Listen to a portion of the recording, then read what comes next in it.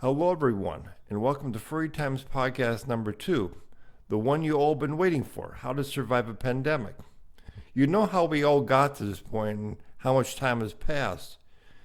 But since then, a lot of us have worked from home, got laid off, sheltered in place, living with parents, binge watching, eating without thinking, and getting so fed up with those you live with that you hope to never see them again once this is over. You think when couples are locked together in the same room that the result would be babies. But instead, in my neighborhood, we saw a number of dogs more than double. OMG, they're so cute. The net result, because of all of this, we are apprehensive, overwhelmed, depressed, and have a minor case of anxiety, as well as issues from wearing a mask longer than anybody should in a single day. Worse yet, you like to bail on everything, but we are scared about getting sick, or at least should be. Then there are those who refuse to wear a mask or are in total denial they ever get sick, or let alone refusing to get vaccinated. So nothing changes. All the while, we keep an eye on the number of new cases and hope we're not one of them. Experts often suggest coping strategies. To a lot, it means streaming services. Beyond that, it's meditation, video games, walking, exercise.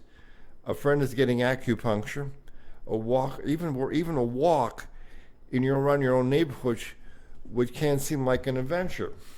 Seeing what's new, what has changed, even to how many squirrels, rabbits, and feral cats can be like going through a wild animal park.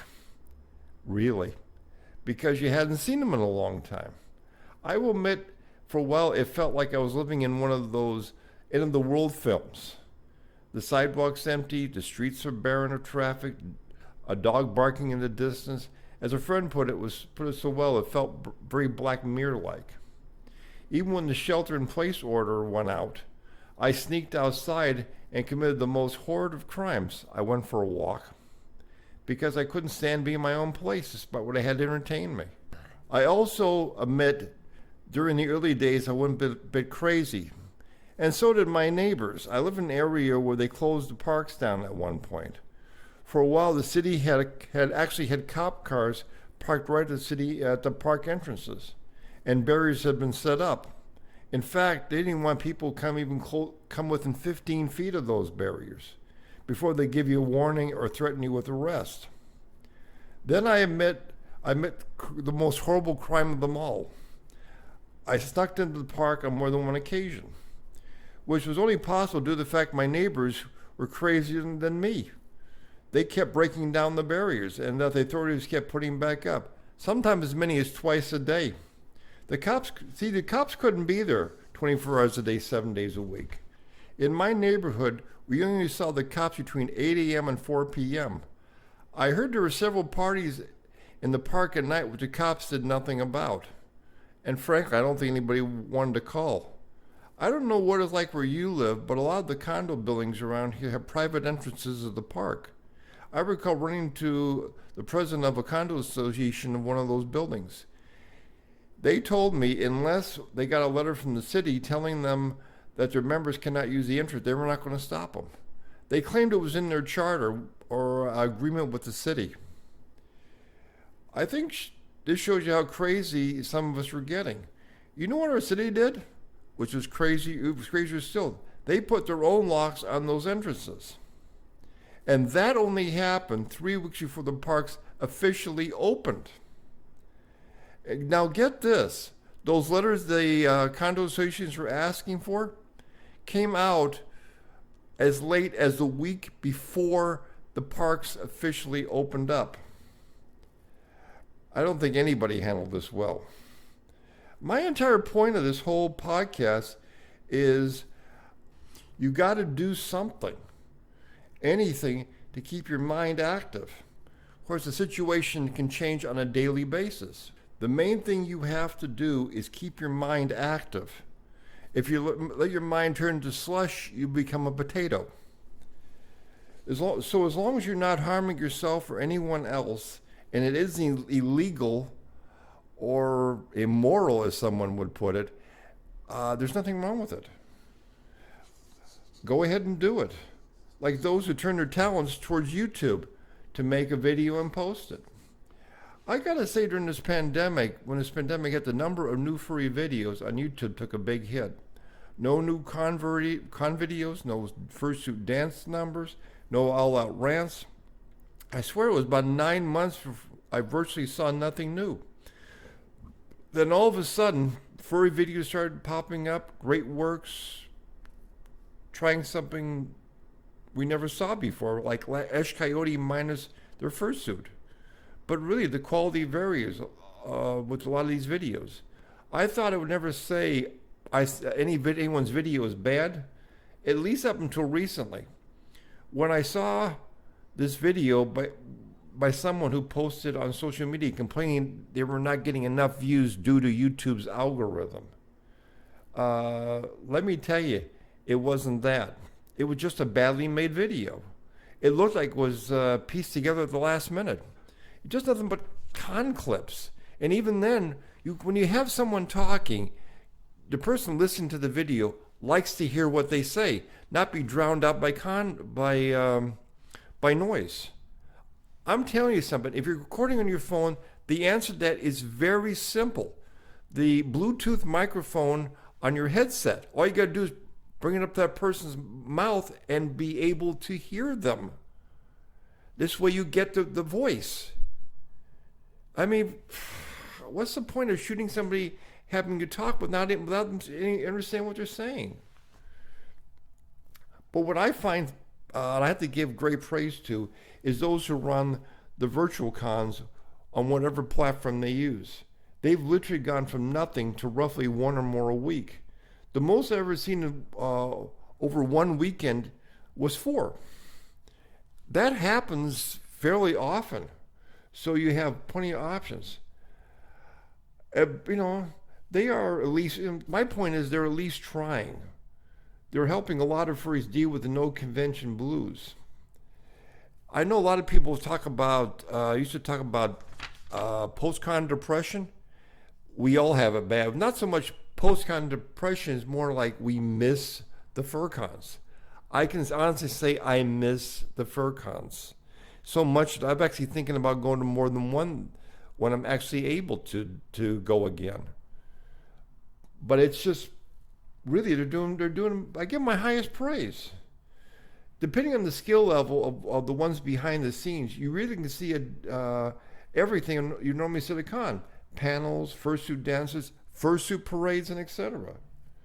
Even though a lot of them are independent, meaning not affiliated with any con you might have heard of, these virtual cons are raising money for animal charities, although not as much as they would during an in-person con, but at least they're trying. I mean, they help, but I really miss in-person cons. And I know I'm not the only one. I see we share our feelings on social media. Speaking of which, another trend I'm noticing are comics. I've seen Dino Man, Doodles for Food, Slackworm, and many, many others. I swear, the more everyone shares, I'm discovering a new one all the time. I discovered one the other day, Dinos and Comics. Good work. Then there's a furry art. I know it's always been there, but I'm seeing some downright amazing art. I guess people have time to do it. I mean, I've actually seen some pieces which were either done for themselves or commissions that are literally museum quality. I kid you not. I wish I actually could show you some over a podcast, but I can't. The other trend you think be dead by now, with the fewer and fewer actual publishers, we're seeing more and more new furry novels. A lot of writers are now getting into doing these things who've never wrote one before. But I mean, you wouldn't believe who's the biggest publisher of new furry novels is, because you would not. I mean, if I told you, you wouldn't believe me. But go and look for yourself. Amazon. Because Amazon is open to self-publishing. And them and Kobo are doing an incredible job. Writers are going to them. It's just an easy matter of just posting a finished story. I don't know all the details about what you have to do, but I assume you can find them on the websites. I mean, one bit of advice I would give to you, you're going to publish a furry novel, get good cover art. I mean, pay a professional and do it. One thing I've noticed in sale-wise is that the ones that have a better cover actually sell well, despite what the story may or may not be. Of course, I'm not saying a good story is not a driving force to a story, but it really does help. There are a lot of good furry books out there. Just to name one would be an injustice to all of them. I know some of us don't like to read, as in we rather listen. And I hate to say it, I'm in that category myself. Let me tell you, the Amazon Kindle software has a speech option. Think podcasts, but instead you're getting a story. And besides, the books are rather cheap. I mean, I picked up a few recently for 99 cents each. Now is a good time, with not much going on, to check them out. Frankly, you could call the next trend even more weird than being a furry. What is it? Nudism is on the rise. I'm not joking with you on this one. In fact, there's so many backyard nudists in England, the cops had their orders. Don't look in the backyards unless you're looking for someone. Really, this isn't a joke. You might just find it hard to believe, but nudists are actually having Zoom gatherings and are planning meets, not virtual ones, but one in the actual flesh. I should say naked flesh to naked flesh. And yes, they are naked. I know some of you might think, just being the British are crazy. Well, they don't call Americans crazy for nothing. The largest nudist group in the U.S., the American Association for Nude Recreation, has reported that their membership has more than doubled during the pandemic. The same could be said of other nudist groups everywhere.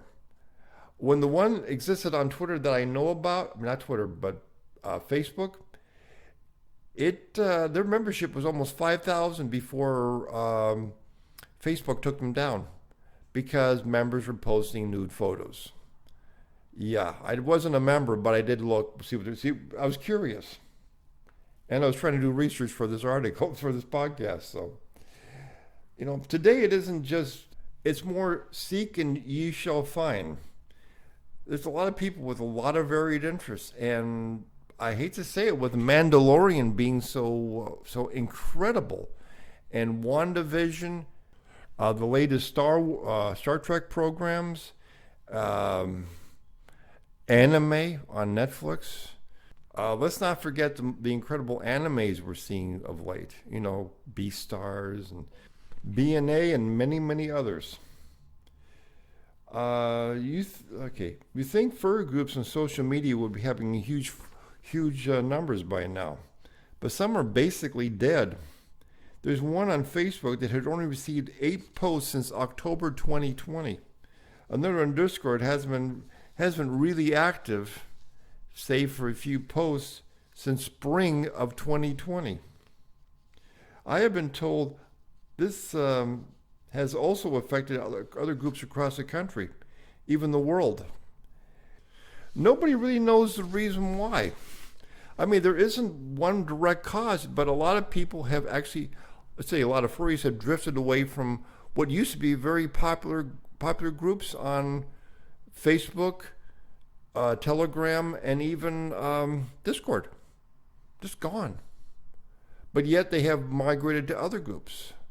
Furry has been quite popular and quite active, even though it's more geared to those in their 20s. It's still active, compared to some other groups. So I don't know what's going to happen even if these other groups that are currently empty will still be around once things start getting active again. But as my experience has often told me, not every fur group is perfect for you. So please be careful and don't let people try to take advantage of you. This has happened to me on 2 different groups, so please be careful. Also, I don't know why it happens to me a lot. I get hit on. That is not cool. If you want somebody as a friend, that's okay. But send a dick pic or some part of your body, it's not cool. They can and will block you like I have so many countless others. I know it's hard not to notice that more things are opening up as the numbers of those vaccinated increase at a rapid rate. In fact, some states have already opened up, and there are cons who are actually planning in-person events this year. I hope to get to MMF later this year, although Illinois have not said they can't. It's really, I don't know. We have to wait and see. So cons have talked about limiting attendance or those who've already been vaccinated. Denver said they were going to be doing both. Hell, some of the groups are going to even operate as normal. But we don't know. It's like, what's going to happen? Are people going to go without the mask and get infected? Let me explain something to you. The one thing we don't want, and it's something that I've seen on several different MFF groups where staff or former staff are somehow associated with the group, is the one thing they don't want is people getting COVID-19 at the conventions. They're afraid if this happens, it'll open up for a lawsuit, and it could kill that convention. I mean, it could kill it for real. Then there are those idiots who openly promote fake vaccination cards. Thankfully, cons keep an eye on replies. People post making, like this one guy did with Denver's post, and those same idiots get banned. Cons will share ban lists. If you get banned by one, you might discover you're banned by another. This is what one Furry informed me what happened to him at this one MFF. You see, they got banned at Anthro, Ohio. And the next thing you know, they're banned at MFF. So don't do anything stupid. I know it's hard not to, but don't do anything stupid. So what should you do? I openly admit I recently went to a slightly overcrowded flea market with a couple of friends, despite me only having one injection. And I was wearing a mask. And so was, surprisingly, everyone there. And they were, for the most part, socially distanced. I couldn't believe it, but I was also very happy. You know what it didn't make me feel like doing the same old, like I did before the pandemic happened. I guess it's something that makes you feel happy. My only advice for real is just be careful. So please only do what makes you feel comfortable and don't give in to pressure, pandemic or not. So what am I going to do as I wrap this podcast up? Unfortunately, keep my eye on things and still wear a mask. I work with the public on a daily basis, and I know there's always a risk. So that is the only thing I can do, and hope things go better. As for my own plans, it's more a wait and see. There are certain events I like to attend, but will they actually happen? I really don't know. And I can't say for a fact that they will. So it's more like, as wrapping up, I would say try to keep your mind busy. Do something. Go for a walk. Take photographs. I mean, you know what's around your city or where you live. Do something. As long as you don't put yourself in danger, just go and do it. So the next podcast will be when I can think of something. Till then,